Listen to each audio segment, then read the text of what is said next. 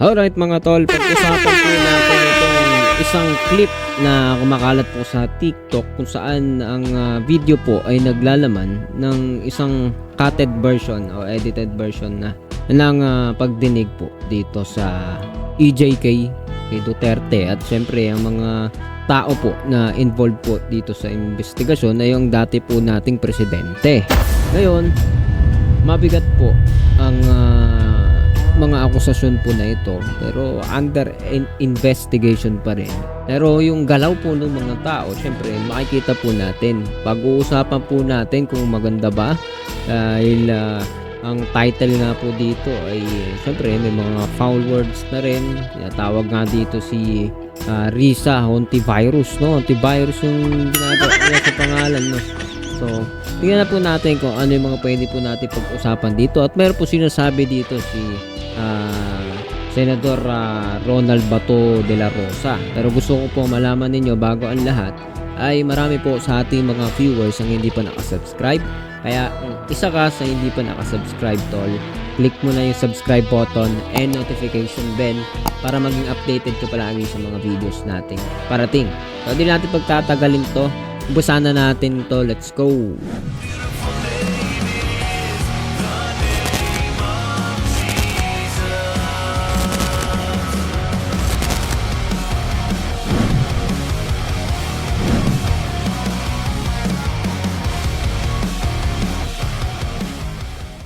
So yun ang mga pag-usapan po natin. Pero bago po ang lahat ng ito ay i-play po muna natin yung video dito.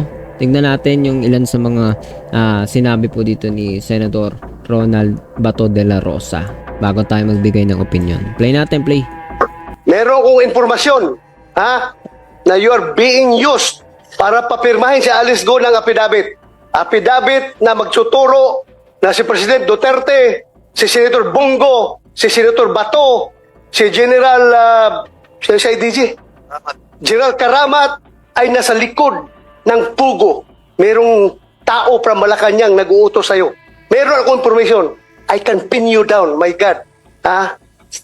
Huwag kang pailing-iling dyan. Alam pong informasyon na yan. Is that correct? No. Anong purpose mo? Bakit ka pupunta doon kay Alice Go? Dalawang beses ka pumunta. Anong purpose mo doon? Be, sige. At sino kasama mo? Like what I said, sir, ang kasama ko po pagpunta doon sa Indonesia ay IG po. Ang We have tinatanong ni General Macapas online Sen. to Bato, cross-check. sino ang kasama mo pumunta sa kulungan ni Alice Go? Yun ang tanong ko. Ako lang po, tsaka ang si attorney po. Hindi ka papapasukin doon na ikaw lang. alam mo, galing ako dyan eh. Tuktok mo. Galing ako dyan sa custodial eh. Mahirap makapasok dyan. At sino ka para makapasok doon? Ang makakapasok lang doon, abogado, pare, kamag-anak, doktor, o opisyal. Ikaw, ano relasyon mo sa kanya? Doktor ka ba? No, Pari ka ba? O ano ka ba? no, sir. O ano? I don't have... Abogado ka ba? No, sir. Paano ka nakapasok? Who initiated the meeting? And how did you enter the custodial center? The first time po na pumasok po kami doon, I was still with IG po. Sitwasyon mo because meron kang kaso na textbook scam, kaya ka ginamit at ikaw no choice ka dahil parang hostage ka ng gobyerno dahil may kaso ka ng textbook scam. Kung hindi ka magpapagamit, tapos ka. O see that? Hindi nag-materialize ngayon. Ano? Huli ka. Huli ka, di ba? Huli ka ngayon. In fairness to General Macapas po, he knows me as Jessica Francisco. Okay. Did you visit Alice Go doon sa detention niya sa dito muna. Senator De La Rosa, if I may, backtrack ng konti. Backtrack, oh. Apo. Paano kayo nag-usap ni Guo Huaping sa Indonesia? Video call ba yon? O sino nag-arrange nun? Alright mga tol, yan po yung video, no? Sige, hindi hindi ito yung kabuuan, no? Kasi may hearing talaga yan at mahaba pong oras ang gugugulin po natin kung papanoorin po mismo natin yun. Nakita ko na po ito nung nakaraan kaso hindi ako masyadong aware kung ano yung ganap dito dun sa kausap po nila na babae. And the way na nakita ko ito kanina, ang pinaka-title ay kinakabahan na. May words pa na hindi maganda ginamit dito, si Hontiveros daw, no? Tinawag pang virus, no? So, yung bida-bida ka pero ang tahimik mo dito. So, ang gulo po ng caption, no? Hindi natin alam kung si Risa Hontiveros ba o si yung kausap na inimbestiga, which is ito pong babae na nandito kanina, no? Yung kausap, no? Hindi ko alam kung iyan yung pinatutungkulan niya, yung bida-bida ka pero tahimik mo dito. So may binanggit siyang pangalan, no? Hontiveros daw, kinakabahan. So, paano po na-link ng ganoon yun? Yan po yung iniisip ko dito. Ngayon, tignan po natin mga komento ng tao, no? So, yun guys, ayon dito sa mga komento, sabi, no to Risa no to Risa Hontiveros for Senator. Tapos may nag-reply, yung mga reply pa dito sa ilalim. So, totoo daw, matagal na siyang maraming hidden agenda, yung Philippine Health, kasi palisagot. Okay, so ayan. Sangkot ba si Risa dito? Question mark dito, sabi na. Malamang, okay? Silent siya. Si Mark tahimik lang. Okay, so mga sagutan po nila dito mga tol, no? Have her lie detector test to find out if she is telling the truth. Lie detectors are not submissible to court. Would only exclude but not include a criminal. You can easily put the lie detector by putting thumbtacks on your feet or biting the tongue hardly. Ayun. So para sa akin po, itong mga bagay po dito, masyadong one-sided ang ganitong post. Siguro pro Duterte, supporter ni Duterte, ating dating Pangulo, no, ng Pilipinas, karaniwan na binabanatan po si Risa Hontiveros pagdating sa mga supporter ni Duterte. Siyempre, yung kabilang naman panig, no, mga supporter naman ni BBM, I think so, no, suportado nila si Hontiveros pagdating po sa investigasyon na ito kasi isa po siya sa ginagamit o pumupronta. Well anyway, ba't ko ba binanggit yun? Kailangan po natin mas maganda yung neutral muna tayo. Lagi po natin sinasabi sa mga video po natin, hindi natin kailangan na tignan po dito kaagad yung mga tao, sino ba tong mga to. Hindi sila yung dapat nating, yung pinaka dapat natin na pinipili. Excuse. So hindi sila yung dapat na ating ginagawang basihan.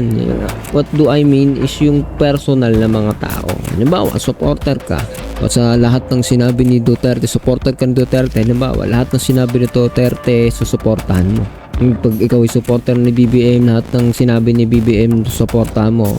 Ni Lenny, ni Numan, sino mang politiko, susuportahan mo. Ang tawag na doon, hindi ka lang supporter, panatiko ka na, no? Ang mahirap po dito pagdating sa mga pinag-uusapan po natin. Ito po yung investigasyon. Walang lalo sa mga viewers ang nakakaalam ng mga totoong kaganapan diyan. Maliban na lang dun sa mga hayagang may pruweba, pero 'di ba? Who knows sino ba talagang totoong may sinasabi. Pero para sa akin, isa sa pwede natin makita yung mga pananalita ng mga tao. Dito nga po sa mga sinabi ni Bato, no? Kung binabanatan niya yung isang babae, mukhang hindi naman si Risa yung binabanatan, no? Actually, nagko-question din nga siya dun sa babae kanina sa bandang dulo. Ginawa na lang ng kwento siguro nito, sino man nang nag-upload nito, no? Ayan, no?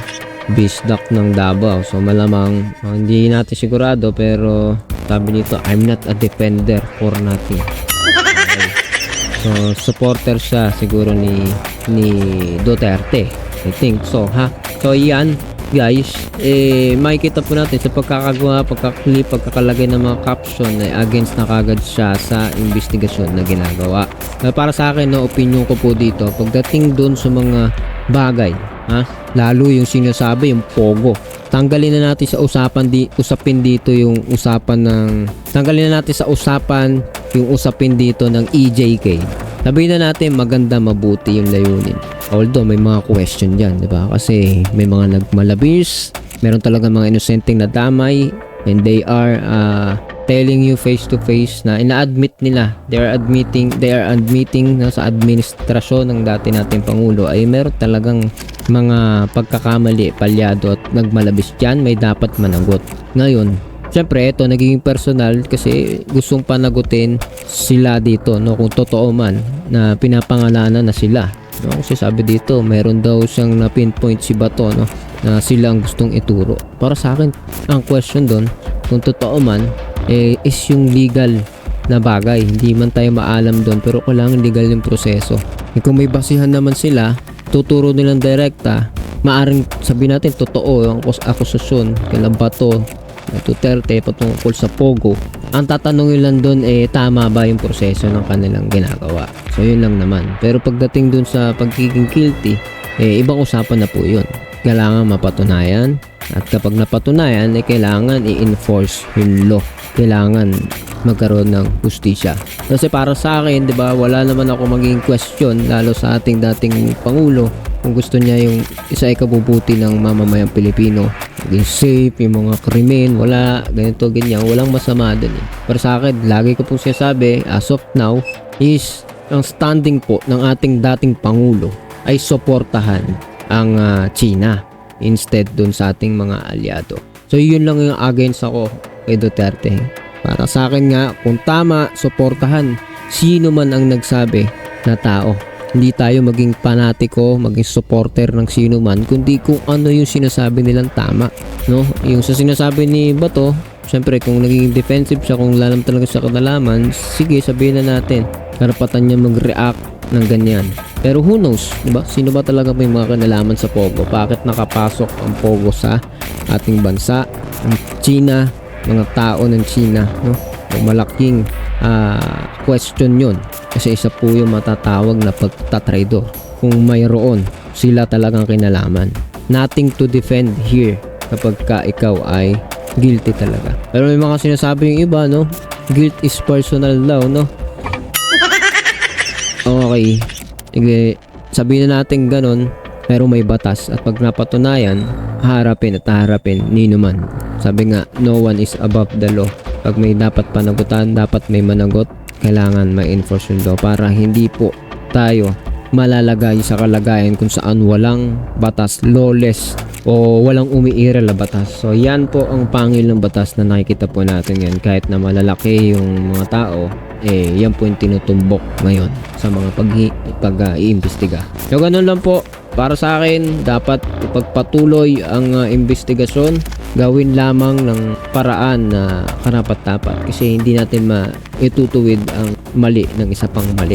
Kailangan sa tamang paraan. So ikaw, anong masasabi mo dito sa video po na ito, sa pinag-usapan po dito? Tama ba yung reaksyon ni Bato? Tama ba ang ginagawa ng mga paglilitis? Kung mayroon bang pagmamalabis o naman ay pag-usapan po natin yun sa comment section. And please don't forget to hit the subscribe button and notification bell para updated ka palagi sa mga videos natin na parating. See ya ulit sa susunod na video.